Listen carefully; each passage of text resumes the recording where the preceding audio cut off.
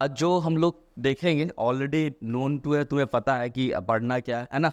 इसलिए मैं तुम्हें मैसेज भी कर दिया था कि टॉपिक क्या रहेगा, है ना। पहले सोचे स्किन पढ़ा दे, फिर सोचे कि स्किन कम से कम 5-6 घंटा खिंचाता है ना। तो किडनी के बारे में ये था कि किडनी की एक पार्ट था कि हम लोग पढ़े हुए है ना, एनाटॉमी पढ़े हुए हैं, और देन उसकी क्या बची हुई है, फिजियोलॉजी बची हुई है ना। और किडनी के अंदर में एक एक चीज़ करके पढ़ेंगे, है ना। क्लास तो खैर पता ही है कि थोड़ी लंबी होगी, है ना, लेकिन हाँ ठीक है, थोड़ा सा अगर चीज़ें जब ऊपर नीचे, देखो यार आने दो, नहीं तो आज बाहर रहेगा तो पूरा दिन ही बाहर रह जाएगा वो। ठीक है, बैठो बैठो जल्दी जाके, है ना। तो अगर हम बात यहाँ पे करते हैं ना, थोड़ा सा लॉन्ग क्लास होगा, बीच आदमी हम देख लेंगे, एक आध ब्रेक कर लेंगे जहाँ तक जाएगा, ठीक है। क्या हुआ, क्लास के माहौल को हल्का रखना, डिस्टर्ब नहीं करना, हम पहले बोल दे रहे है ना। लॉन्ग क्लास में थोड़ा सा रिलैक्सेशन होता है, लेकिन क्लास को डिस्टर्ब नहीं करना, हल्का रखना, प्रेशर नहीं रखना, नहीं तो 4 घंटे की क्लास करने का कोई फ़ायदा फिर नहीं होगा ना, तुमको कुछ समझ में ही नहीं आएगा। तो एकदम मेंटली पीसफुल रहना और आराम से चीज़ें होगी, कोई मसला नहीं है। तो कुछ कुछ चीज़ें हैं जो हम लोग पढ़े हुए, तो सबसे पहले चीज़ ये याद रखना है कि हम जो स्टार्ट करेंगे वो बेसिक से एडवांस की तरफ जाएंगे, है ना, कि एक छोटी सी चीज़ को भी जानेंगे और बड़ी से बड़ी चीज़ को भी जानने की कोशिश करेंगे।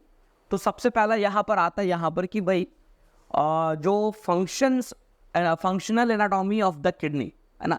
तो यहाँ पे थोड़ा सा जब भी हम कोई फिजियोलॉजी स्टार्ट करते हैं तो वहाँ पर थोड़ी उसकी एनाटॉमी, है ना, किसी की बात करेंगे, उसके स्ट्रक्चर, उसके इन चीज़ों के बारे में हम लोग जानते हैं। बट यहाँ पर एक लाइन में पहला एक 4-5 पॉइंट करके ऐसे करके लिखा है कि जो किडनी हमारे बॉडी में है, ये सबको पता है कि 2 किडनी है, पेयर फॉर्म में है, लंबर रीजन्स में है। मेजरमेंट क्या, वेट 150 ग्राम इन किडनी है लगभग। उसका स्ट्रक्चर यूनिट क्या है, नेफ्रॉन्स, है ना।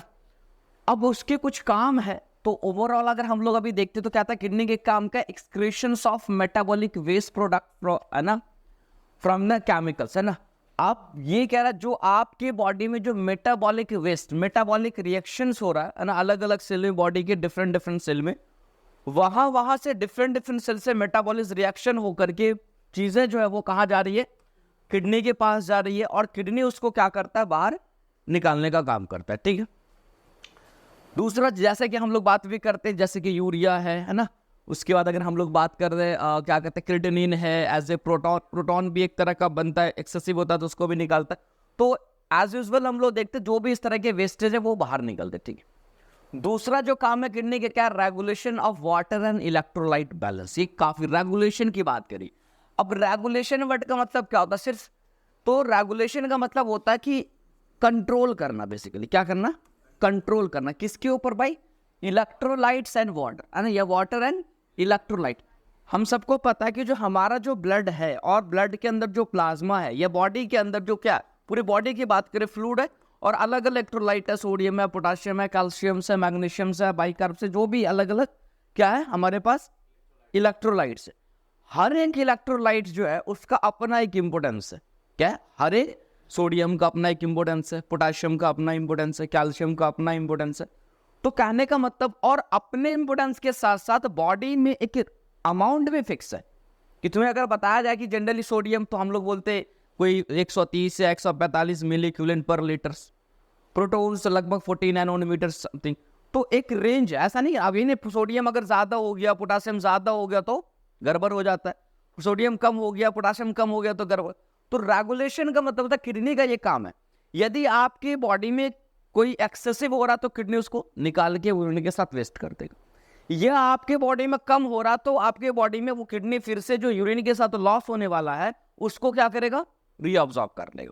वैसे ही वाटर के साथ भी करता है कि अगर वाटर आप खूब पानी पीते हो तो यूरिनेशन बहुत ज्यादा होता है, क्योंकि एक्सेसिव हो गया, बॉडी में फ्लूइड ज्यादा हो रहा तो यूरिन के सारे उसको निकाल दिए जाते हैं।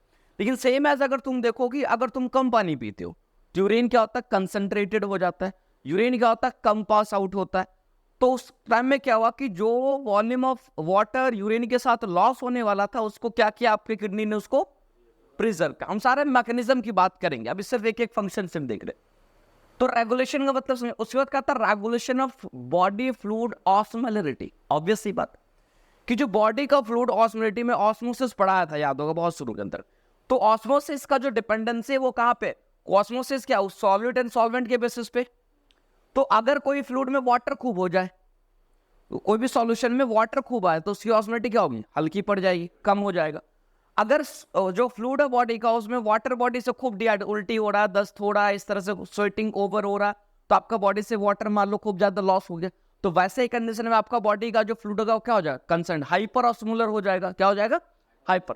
तो ऑब्वियसली कह रहा है कि जो बॉडी का जो फ्लूइड है उस पे भी ये काम करते हैं कि उसकी ऑस्मोलिटी को, अगर बॉडी में हाइपर ऑस्मोलर कंडीशन आ गया, अगर बॉडी में हाइपो ऑस्मोलर कंडीशन आ गया, तो ऐसी कंडीशन में उसको क्या करेगा, मेंटेन करके नॉर्मल ऑस्मोलिटी पे रखेगा। कहां रखेगा, नॉर्मल ऑस्मोलिटीज पे रखने का काम करेगा। दूसरा क्या कर, रेगुलेशन ऑफ आर्टेरियल प्रेशर। अब हम सबको पता है कि arterial pressure that means blood pressure, arterial pressure हम कह सकते हैं मतलब कि ब्लड प्रेशर। अब ब्लड प्रेशर को देखो, रेगुलेशन का मतलब है कंट्रोल करना। मैं बार बार कह रहा हूं, क्या है ना, जैसे आपके घरों में गैस चूल्हा उसमें रेगुलेटर लगा होता है, क्या बोलते, क्यों बोलते रेगुलेटर, कंट्रोल करते हैं, जो कितना लगाना है, कितना मतलब कि बंद करना है या खोलना है, वो कंट्रोल है उसके पास। तो वैसे ही यहां पर क्या है, regulation of arterial pressure. Arterial pressure मतलब बीपी अभी मान लो ना, क्या ये आपके बॉडी में जो ब्लड प्रेशर उसको रेगुलेट करके किडनी रखती है। बहुत सारे मैकेनिज्म, जिसमें एक विल मैकेनिज्म जो हमने ऑलरेडी बताया, रास मैकेनिज्म जब पढ़ेंगे तो यही चीज क्लियर होगा वहां पर, है ना। उसके बाद क्या, regulation of acid base balance. Acid base balance का मतलब ये हो गया, कहने का यहां पर समझे कि हमारे बॉडी में है ना एसिड और बेस दोनों है। जैसे एसिड के फॉर्म में H+ कंसंट्रेशन जहां बढ़ेगा वहां क्या बनेगा, एसिड बनेगा, और जहां पर बाइकार्ब का कंसंट्रेशन बढ़ेगा वहां क्या बनेगा, बेस बनेगा। क्लियर है। अब किडनी क्या करती है, इसको मेंटेन करती है। इसका मतलब ये हुआ कि किडनी जो है पीएच को मेंटेन करती है। एसिड बेस मेंटेन करने का मतलब क्या हुआ, एसिड अगर एसिडिटी बढ़ गया तो पीएच घट गया, और एसिडिटी क्या करे, अगर बाइकार्ब अगर बढ़ गया तो पीएच बढ़ जाएगा। तो कहने का मतलब अल्टीमेटली अगर हम बात जब करें regulation of acid base balance, तो इसका मतलब ये हुआ कि हमारे बॉडी में जो किडनी है वो क्या काम कर रहा है, पीएच को मेंटेन कर रहा है। अब बात, एक क्वेश्चन फिर दिमाग में आएगा कि एक्चुअली ये बताओ सर, ये कि पीएच मेंटेन करने की जरूरत क्या, नॉर्मल पीएच जो ब्लड का वो कितना है, 7.4 या लिखते 7.35 टू 7.45 है ना, रेंज में अगर लिखते तो ये आता है। तो आपसे सवाल ये हो कि भाई किडनी या ऐसे ब्लड का जो मेंटेन कर रही है पीएच को, मेंटेन की जरूरत ही क्यों है ना, बढ़ जाए घट जाए क्या लेना देना। तो जरूरत इसलिए है कि जो मैक्सिमम चीजें जो है, जो एक्टिवेशन है, जैसे बहुत सारे एंजाइम्स है, वो कहीं ना कहीं हम ये देखते हैं आकर के इसी पीएच पे काम करता है। ये जो पीएच है इसी पे काम करेगा, और इससे ज्यादा और कम पीएच होगा, यानी अगर बहुत एसिडिटी होगा तो इनएक्टिवेशन होना शुरू हो जाएंगे। क्या हो जाएंगे, वो मैं बताऊं क्यों इनएक्टिवेशन होने लगते हैं, मैं डिटेल में जब आऊंगा तुम्हारी बात करूँ। अगर सिंपल अगर समझे तो जनरली अगर हम लोग बात करते हैं कि कोई भी एंजाइम, जैसे मैंने बताया था कि जितने भी एंजाइम्स है, और एंजाइम का जो काम होता है, एंजाइम्स का जो काम होता है वो किसी न किसी प्रोडक्ट पे जाकर के एक्शन शो करता है, यानी किसी न किसी सबस्ट्रेट पे जाकर के, नहीं कह सकते प्रोडक्ट, सिर्फ से सिर्फ किसी न किसी सबस्ट्रेट पे। अब जैसे हम लोग पढ़े अभी पेप्सिन, भाई कहाँ कर रहा था, प्रोटीन पे जाकर के कर रहा था, है ना। और उसके बाद अगर मान लो क्या, अमाइलेज कहाँ कर रहा था, कार्ब। तो हर एंजाइम को किसी पे एक्ट करने का कोई सबस्टेंस चाहिए, वो कहीं इधर उधर से कुछ नहीं, वो क्या चाहिए उसके पास, वो कहाँ करेगा, कोई ना कोई सबस्टेंस होना चाहिए। तो वैसे ही हम लोग देखते हो, तो एंजाइम के बारे में मैं ऑलरेडी पढ़ा था कि जितने भी एंजाइम है वो क्या है, किस चीज का बना, प्रोटीन का बना हुआ। अब सपोज मान लो आपके बॉडी में पीएच, अच्छा प्रोटीन बना हुआ, तो प्रोटीन क्या है, अमाइनो एसिड चेन है। प्रोटीन क्या है, अमाइनो एसिड चेन। अब हर प्रोटीन अलग अलग है, तो किस बेसिस पे, नंबर ऑफ अमाइनो एसिड सब में अलग अलग, किसी में 5 है, किसी में 10 है, किसी में 15 है, किसी में 100 है, सब अलग अलग है। अब जब नंबर अलग होता है तो हर अमाइनो एसिड की फोल्डिंग, एक मान लो ऐसा है और एक हम तुम्हें बता रहे मान लो ऐसा है, एक ऐसा चैन है, एक मान लो तुम्हारे पास जो चैन है वो इस तरह का चैन है। ये तीनों चैन जो है, चैन नंबर ए, बी और सी, ये तीन जो चैन हो गए, तीनों चैन मान लो क्या है, अलग अलग प्रोटीन का, लेकिन सबकी फोल्डिंग क्या है, डिफरेंट, एक तरह से फोल्ड है, सब फोल्डिंग अलग है। अब इसके फोल्डिंग में अगर गड़बड़ी होती तो ये काम नहीं करेगा, याद रखो, इसके फोल्डिंग में अगर गड़बड़ी होगी तो ये काम नहीं करेगा। अब होता क्या कि जैसे आपके बॉडी में एसिडिटी, पीएच बढ़ा, तो वो क्या करता है कि H+ बढ़ेगा और H+ इसके साथ जाके बाइंड हो जाता है, और H+ अमाइनो एसिड्स चांस के साथ या प्रोटीन चांस के साथ जो बाइंड हो जाता है, तो उसके जो कह सकते हो जो फोल्डिंग है ना, वो फोल्डिंग को कोई चेंज कर देता है। क्या कर देता है? उसके फोल्डिंग को, एक फोल्डिंग मतलब जो उसका फोल्डेड है वो एक पोजीशन है ना, तो अपने पोजीशन में कोई भी क्या होता है, किसी से कोई अगर तुम काम करना चाह रहे हो या कुछ करना चाह रहे हो तो एक पोजीशन लेना होगा, तब तुम बेटर रिजल्ट दे पाते हो। तो वैसे भी एंजाइम है, उसको एक पोजीशन में, एक फोल्डेड स्ट्रक्चर में रहना पड़ेगा। और जैसे ब्लड के अंदर में क्या हुआ, प्रोटोन बहुत ज्यादा आएगा, इसके साथ बाइंड करेगा, इससे फोल्डिंग को डिस्टर्ब कर दिया, अभी एंजाइम काम ही नहीं करेगा। तो पीएच मेंटेन करने का कहने का मतलब यही हुआ कि पीएच जो मेंटेन करने का वो due to the activation of most of the enzyme, है ना, जो एक्टिवेशन है हमारे बॉडी में एंजाइम का, उसके लिए चलता है। ठीक है, तो एसिड बेस बैलेंस मतलब पीएच मेंटेन करे। रेगुलेशन ऑफ इरिथ्रोसाइट फॉर्मेशन, है ना, क्या है? Regulation of erythrocyte formation. हमें पता है कि किडनी का काम का, इरिथ्रोसाइट मतलब क्या? आरबीसी, है ना, क्लियर है? क्या इरिथ्रोसाइट मतलब? आरबीसी। कि आरबीसी के फॉर्मेशन में, रेगुलेशन में, अब रेगुलेशन फिर बढ़ाया एक वर्ड, अगर मैं डायरेक्ट लिखता कि in the involve in the formation of RBC से, तो आरबीसी के बनाने में रेगुलेशन आ गया। तो एक्चुअली किडनी से एक एंजाइम निकलता है जिसको हम लोग क्या बोलते हैं? इरिथ्रोपोएटिन बोलते हैं, सॉरी एंजाइम बोलते, ये हार्मोन है ना, हार्मोन। अब ये काम क्या करता है? ये जाकर एक्ट करता कहां पे करता? तो बोन मैरो में करता। क्या करता? बोन मैरो में करता है। और बोन मैरो में हमको पता क्या, ब्लड सेल्स बनता है, ये क्लियर है ना सबको? ब्लड सेल कहां बनता है? बोन मैरो में बनता है, क्लियर है सब? यानी कि किडनी से इरिथ्रोपोएटिन आएगा बोन मैरो में। अब बात ये आती है कि रेगुलेशन की बात आ गई। यदि आपका ब्लड में ब्लड काउंट कमेगा, किडनी इरिथ्रोपोएटिन को रिलीज कर दे। लेकिन अगर यदि आपका ब्लड काउंट ऑलरेडी है ठीक या ज्यादा है, तो ये रिलीज नहीं होगा, ताकि और भी ज्यादा नहीं बढ़े। उसके पीछे मैं आप आपसे पूछता ये क्यों? जैसे एक सवाल कई बार आता है कि यदि आप अच्छा ये क्वेश्चन ऐसे छोड़ दो, ये सिंपली जो कश्मीर के लोग होते हैं उनकी जो हीमोग्लोबिन है वो ज्यादा होता है, लेकिन हमारे साइड या और उधर आते चले जाओ, उधर की हीमोग्लोबिन क्या होता है? कम होता है। क्यों? हाई एल्टीट्यूड में तो क्या ऊंचाई पे है, तो ऊंचाई पे है तो क्यों बढ़ जा रहा है? ऑक्सीजन लेवल कम होता, तो उसको ज़्यादा कैरिंग कैपेसिटी के लिए ज़्यादा लोड ज्यादा, तो उसे हीमोग्लोबिन का क्या लेना देना है? हीमोग्लोबिन ऑक्सीजन को बाइंड करेगा। अगर ये ऑक्सीजन कम गया तो बाइंड कम है, तो ऑक्सीजन की कमी होगी ना, हीमोग्लोबिन की क्यों कमी होगी? मेरा सवाल है कि हीमोग्लोबिन वहां बढ़ा हुआ है ना, तो हम कह रहे हैं कि अगर ऑक्सीजन कम हो रहा है तो हीमोग्लोबिन बढ़ कैसे जाएगा?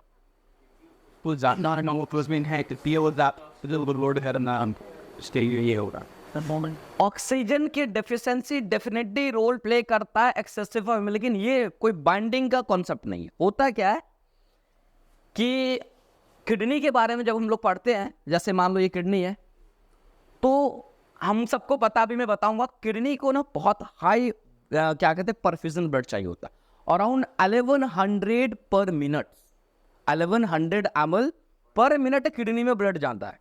सोच लो, अरे लगभग तुमको इतने भी किसी बहुत किडनी सारा का मिला के बात करें, इतना आपको पर मिनट तुमको चाहिए। लगभग कार्डियक आउटपुट का 20% अकेला चला जाता है किडनी के पास। अब किडनी में क्या है कि जब जाएगा तो भाई किडनी के अंदर में ये देखते हम लोग है कि जब ब्लड जाएगा तो ब्लड के साथ क्या जाएगा? ऑक्सीजन भी जाएगा। अब इसी किडनी में ये एरिया अब तक जो रिसर्चर्स बुक्स है गाइड एंड गनन, उसने भी ये लोकेट को फाइंड आउट नहीं किया। का किडनी में ऑलमोस्ट कहता मिड ऑफ दिस किडनी में कुछ एरिया है, this is oxygen sensitive parts है। क्या है? This is oxygen sensitive part. यदि किडनी में ब्लड गया और इस एरिया को पता चलता है कि ऑक्सीजन का सैचुरेशन क्या है बॉडी में, कम है, ज्यादा है, एडिक्वेट्स है ना, या कम है, ज्यादा है या एडिक्वेट्स है, तो अगर मान लो कम जाता है तो इसको सेंस मिला क्या? कम। और कमने के बाद इसी जोन से रिलीज होता रहनी कहा जाता है। तो हाई एल्टीट्यूड पे गया, ऊंचाई पे जाने से क्या ऑक्सीजन कमेगा ना, ऑक्सीजन जैसे ही कमेगा तो साथ साथ क्या होगा कि किडनी में भी क्या होगा? परफ्यूजन कमेगा। और किडनी में जैसे परफ्यूजन कमेगा तो आप उसके तो क्या कहते हैं कि सेंसिटिव पार्ट पे लगेगा ऑक्सीजन, बॉडी में क्या है? कम।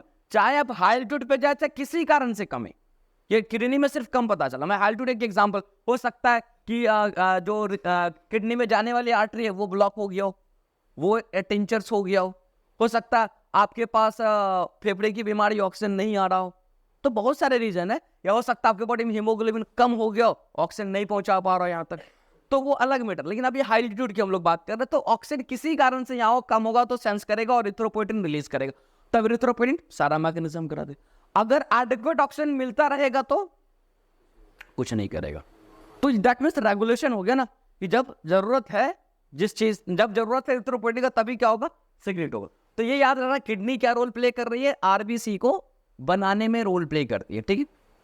एंड सेक्रेशंस ऑफ हार्मोन, तो ऑलरेडी मैंने बताया, ये रेनिन अभी देखने को मिला है ना, उसके रेनिन जस्ट एंजाइम की तरह वर्क करता, बट इज अ हार्मोन, है ना, रेनिन के बारे में बताया था।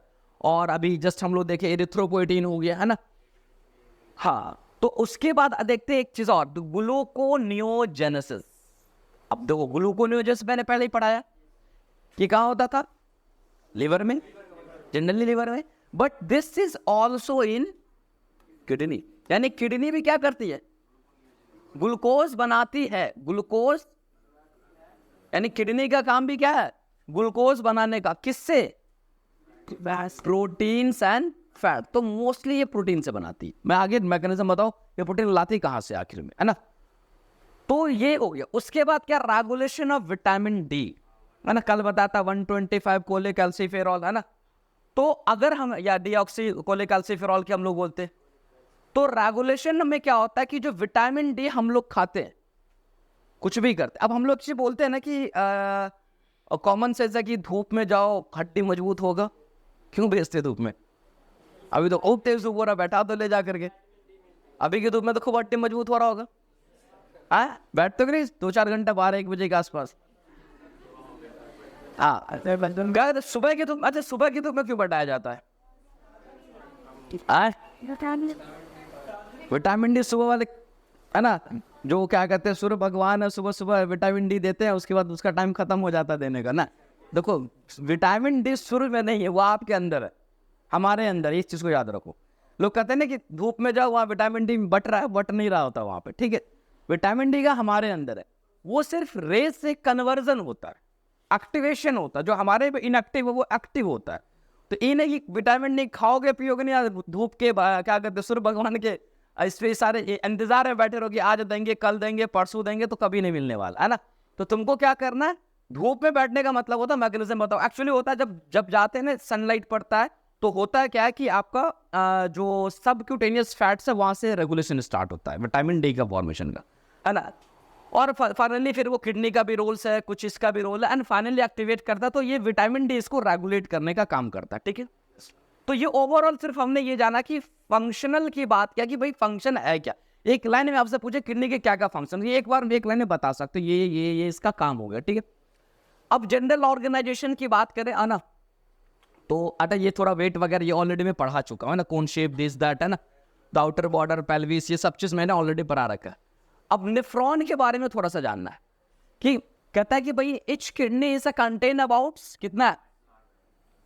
कितना 8 लाख समथिंग या 10 लाख के आसपास है, 8 से 10 लाख है। Some books are also written 1.2 millions, ना, यानी कि 12 लाख के आसपास समथिंग, है ना, 1.2 मिलियंस इन ईच किडनी, एक किडनी के अंदर में। तो समझ लो कितने ज्यादा नेफ्रॉन्स है, the millions of nephrons in each kidney, है ना। तो नंबर याद रख। अब कहता है kidney can not regenerate new nephron. इसका मतलब इसीलिए देखते हैं ना कि किडनी का जो नेफ्रॉन है, वो अगर एक बार आपका चला गया, तो किडनी का नेफ्रॉन दोबारा से फिर फनने वाला, दोबारा से फिर आपके बॉडी में जनरेट होने वाला नहीं है। हाँ बिल्कुल, है ना। आफ्टर एज ऑफ 40, जब लोग 40 की उम्र के बाद अगर जाते, तो हर एक साल 10% जो है ना आपका नेफ्रॉन डैमेज होना डिक्रीज होने लगता है। वो नेचुरल, आपका कह सकते हो कि नेचुरल डिटेक्शन।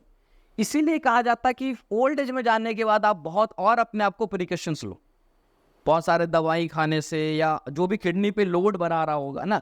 तो इसीलिए कहा जाता है कि जब आप बेसिकली लाइफ स्टाइल मैनेजमेंट्स करोगे, तो बच्चों का एक अलग होता है, एडल्ट लाइफ में आपका अलग होना चाहिए, ओल्ड लाइफ में अलग होना चाहिए, एंड आफ्टर 40 अलग होना चाहिए। क्योंकि बॉडी की जो कैपेसिटी है वो हर गाय में, किडनी पर होता है किडनी का, ऑलमोस्ट 40 के बाद हार्ट की कैपेसिटी थोड़ी बहुत फॉल डाउन पे आती है ना। तुम देखो स्किन भी लूज होने लगता है, बहुत सारा चीज सब तुम देखो।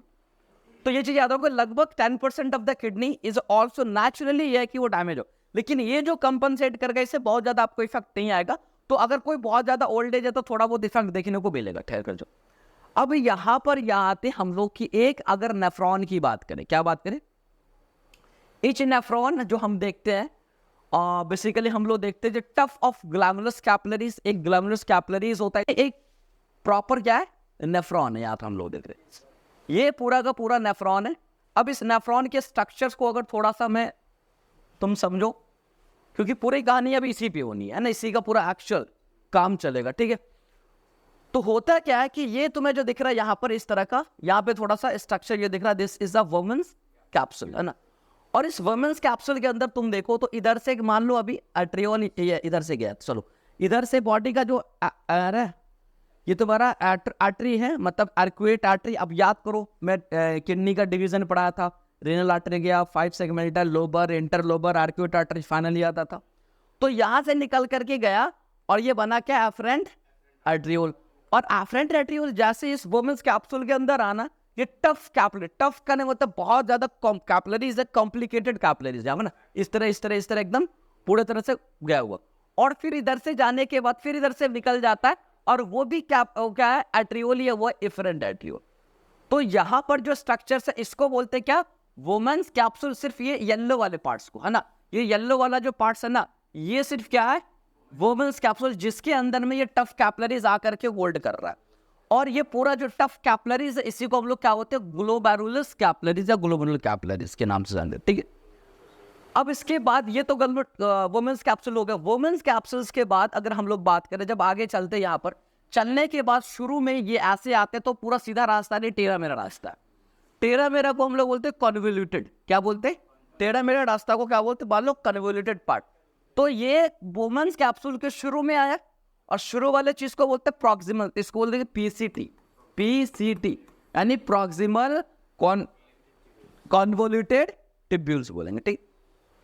अब यहाँ के बाद ये ऐसे ऐसे ऐसे ऐसे नीचे आ रहा है, तो नीचे वाले अब ये प्रॉपर स्ट्रेट टिब्यूल्स होता है ना। अब नीचे आने में क्या, अगर हम लोग यहाँ पर देखते हैं तो बेसिकली नीचे वाले को डिसेंडिंग वर्ड बोलते हैं, नीचे आने को क्या बोलते हैं, डिसेंड बोलते हैं। तो अच्छा ऊपर से आ जाओ तो ये जो है इतना जब आ रहा था ये थिक है, और ये क्या है, थिन है। तो इसको और अगर हम बांटने की कोशिश करें तो बोलते हैं थिक डिसेंडिंग टिब्यूल्स, यानी थिक पार्ट्स जो है डिसेंडिंग टिब्यूल का थिक है, और नीचे वाला क्या है, थिन है। तो ये डिसेंडिंग होगा, और इस दोनों के बीच में एक लूप, मतलब एक टर्निंग बन रहा है। तो this is a loop of Henle, है ना, लूप ऑफ हिनले इसको बोलते हैं। और उसके बाद फिर हम देखें तो असेंडिंग आएगा, तो thin limb of ascending and thick limb of ascending, इसको हम लोग बोलते हैं। और इसके बाद फिर क्या आ गया, ऐसे टेढ़ा मेढ़ा आ गया।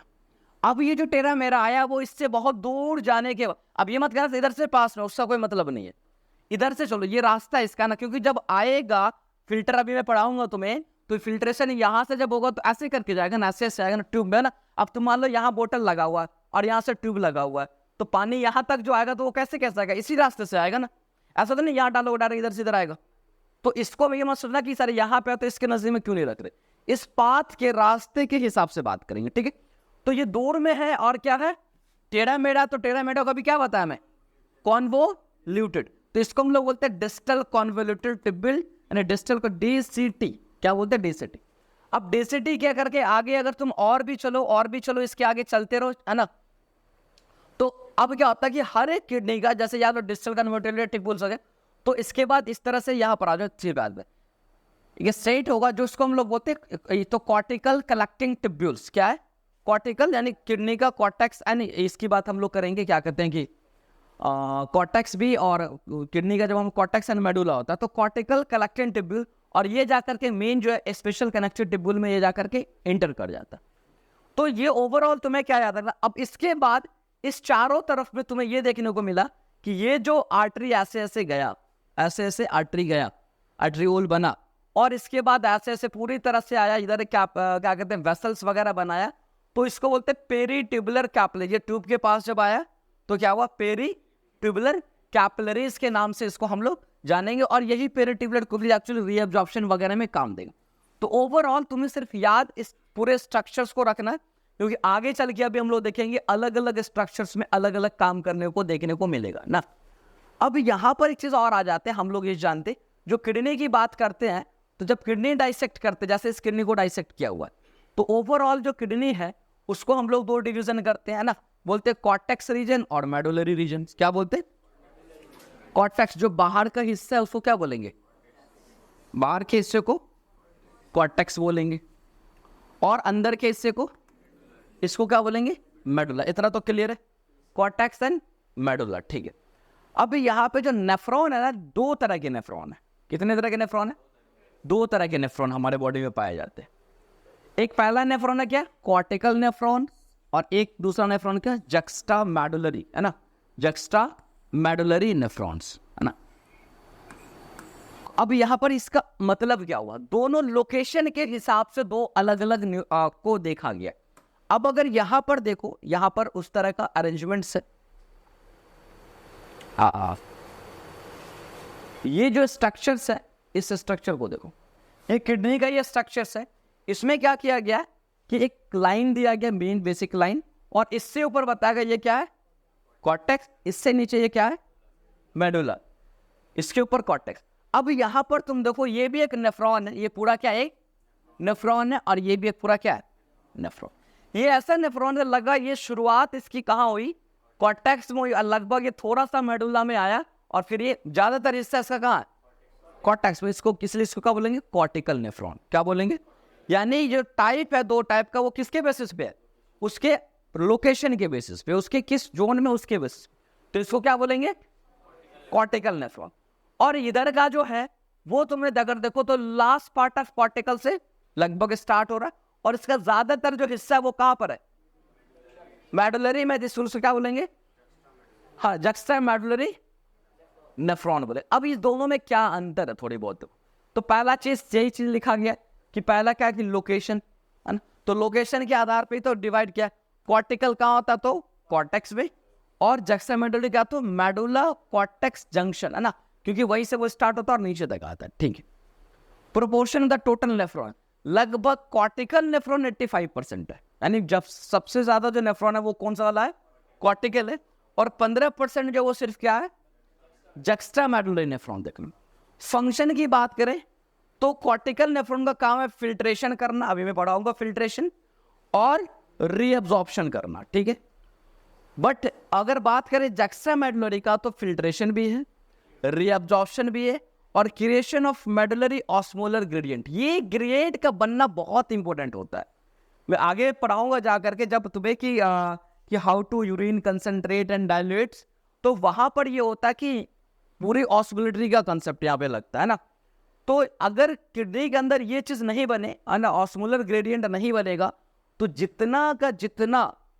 अच्छा, एक सवाल तुमसे ही हम पूछते पहले कि नेफ्रॉन का जो स्ट्रक्चर्स है, जो भी हम लोग बनाते हैं, जैसे अभी मैं बना रहा हूं सपोज, है ना, ऐसे ऑलरेडी बना भी वहां पर एक छोटा सा, है ना, मैं बना रहा हूं। कभी किसी बुक में मतलब बना दे वो गर्व बनाता है कि नेफ्रॉन जनरली ऐसे हम लोग बनाते हैं, फिर इसको टेढ़ा कर देते, फिर इसको इधर से लाके इधर सीधा। कभी हमने नेफ्रॉन को सीधा क्यों नहीं बनाया? ये नेचर ने ऐसा क्यों नहीं रखा बॉडी में? सोचो कि नेफ्रॉन एकदम सीधा क्यों नहीं है? ये ऐसे रख दो तो ज्यादा अच्छा लगेगा। नेफ्रॉन ऐसा सीधा क्यों नहीं है? पूछे ना कि नेफ्रॉन बॉडी में ऐसे ऐसे टेढ़ा टेढ़ा क्यों रख रखा, सीधा क्यों नहीं है? हाँ, नहीं अजय, नेचर ने बनाया, नेचर ने बनाया, ये तो है ही, इससे तो झगड़ा नहीं किया जा सकता है, लेकिन बनाने के एडवांटेज को तो देखा जा सकता है ना। अगर ये ऐसा नहीं होता तो फिल्ट्रेशन रिएक्शन होता ही नहीं, क्योंकि कंसंट्रेशन ग्रेडियंट नहीं बनता। अभी जैसे सिर्फ एक एग्जांपल मैं ले रहा हूं तुम्हें बताने के लिए कि यदि मैं बोलूं तुम्हें कि यहां पे चलो किसकी बात करें, हाँ, सोडियम की बात कर लेते हैं। सोडियम है, यहां से फिल्टर होगा, अभी मैं बताऊंगा आगे चल के भी। सोडियम यहां से रीअब्सॉर्ब होगा, रीअब्सॉर्ब होगा, रीअब्सॉर्ब होगा। तो एक्चुअली क्या है इसके अंदर? अच्छा, जो प्लाज्मा है, प्लाज्मा की ऑस्मोलिटी कितना है? प्लाज्मा की ऑस्मोलिटी पढ़ा चुके हैं, हाँ, वेरी गुड वेरी गुड। कितना है? 300। हाँ, अराउंड 300 मिलियोस्मोल पर, ये नॉर्मल ऑस्मोलिटी किसका है? प्लाज्मा का। अब जब फिल्टर हो क्या होगा, 300 मिलियोस्मोल होगा। अगर इसके बाहर भी 300 मिलियोस्मोल हो तो कोई फायदा होगा? तो ये जो ऑस्मोलिटी होता है पहले 300 रहता है, फिर 600 होता है नीचे, फिर आगे से बढ़ते चले जाओगे तो 800 होगा, तो लगभग 1200 के आसपास था। इधर तो भाई कितना चलेगा, तो ट्यूब के अंदर वही रहेगा। तो जो कंसंट्रेशन ग्रेडियंट ऑस्मोलिटी के पीछे तब बनता है कि इधर से इधर आएगा कम था, फिर इधर से इधर जब 1200, 800, 600, तो ये जो बनता है ना, ये बनता है एक लूप, काउंटर करंट मैकेनिज्म में आगे बढ़ाऊं। तो अगर ये स्ट्रेट होता है ना, आता सीधा चला जाता है। वो जो इधर से जो 300, 600, 800, 1200 बन रहा है ना, ये कभी नहीं बनता। ये मैं काउंटर करंट मैकेनिज्म पढ़ाऊंगा एक्सैक्ट। अभी सिर्फ एक क्वेश्चन अगर तुमसे सिर्फ पूछा जाए कि नेफ्रॉन को नेचर ने अगर ऐसे रख रखा तो क्या एडवांटेज है, अगर ये स्ट्रेट रहता तो क्या होता? अगर स्ट्रेट रहता तो ये जो कह सकते हो रीअब्जॉर्प्शन एंड सारा का जो मैकेनिज्म है ये नहीं होता। ठीक है, चलो। हाँ, तो ये चीज एक चीज आ गई। तो इसका जो बस जक्स्टाग्लोबुलर नेफ्रॉन जो उसका ये काम देखने में एक extra length of loop of फिनले, cortical का शॉर्ट होता है, क्या होता है? कॉर्टिकल का शॉर्ट होता है और इसका लॉन्ग होता है। ठीक है, असेंडिंग लिंब ऑफ, असेंडिंग है पता है ना, असेंडिंग ऊपर जाने वाला है ना, लिंब क्या कहते हैं, limb of loop thin and segment only, thin होता है पता, उसके कंपेयर इसका थिन होता है एंड थिक सेगमेंट होता है। ठीक है, वाजर रेक्टा एब्सेंट इन, बट इन वाजर, वाजर रेक्टा क्या है? तो ये जो कैपिलरी वो स्ट्रक्चर देख रहा है, ये कंप्लीटली से वाजर रेक्टा है ना। तो कह रहा है कि जो वाजर रेक्टा होता है वो किसमें, कॉर्टिकल्स में एब्सेंट होता है और present in dipping into the medulla, जितना डीप ऑफ मेडुला में जाएगा उसका फॉर्मेशन देखने को मिलेगा। Peritubular capillary network is large, इसमें क्या होता है? कम होता है। तो ये थोड़ा मोड़ा इसके पीछे क्या डिफरेंशिएशन है? नहीं, peritubular vasa recta basically, peritubular capillaries is a different thing. Peritubular तो यहाँ पे भी होगा, यहाँ पे भी होगा, है ना, क्योंकि पेरिट्यूबुलर जो है, पेरिट्यूबुलर कैपिलरीज नेटवर्क वो अलग है। वाजर रेक्टा बेसिकली इसी पेरिक्लेटिव कैपिलरीज की तरफ है। इससे पहले जब हम इंटेस्टाइन पढ़ा रहे थे तो वहां पे बता, वहां क्या होता है कि एक आर्टरी से निकला है ना, एक आर्टरी से निकला और आर्च टाइप का ऐसे बना करके, है ना, एक से ऐसे निकला, ऐसे ब्रांच ब्रांच ब्रांच ब्रांच करके फिर उसको जाएगा। तो ये इसी को बोलेंगे वाज नेटवर्किंग प्लेक्सस, है ना। तो उसके प्रेजेंस ऑप्शन पेरिट्यूबुलर तो दोनों के पास होगा, पेरिट्यूबुलर नहीं होगा तो फिर वो कंसंट्रेशन ग्रेडियंट ये सब इनऑल सारा फेल हो जाएगा। हाँ, तो ये एक आइडियली हमने सिर्फ ये जाना अभी तक कि न्यूरॉन, नेफ्रॉन, सॉरी नेफ्रॉन जो है वो अलग अलग है। अब हम लोग फाइनली आते हैं, this is the urine formation. किसमें आते हैं? यूरिन के फॉर्मेशन। ठीक है,